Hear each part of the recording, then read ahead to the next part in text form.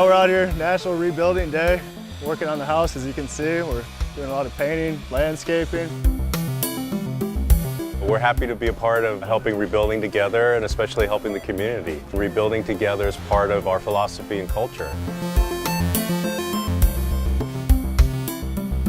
Rebuilding Together is just an amazing agency. They've been such a great partner with us on many projects, as has Novo. Once you start doing the work, and then you get to get a relationship a little bit and a friendship with the people that live here, that's what kind of feels nice.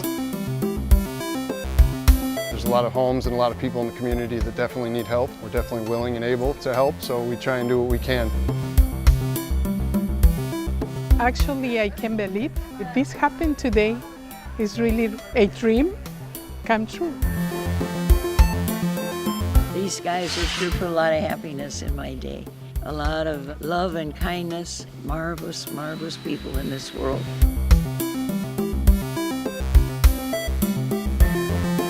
We feel like this is starting over again, giving us a new look. It's doing some things for us that we can't afford to do for ourselves. That's really a big one.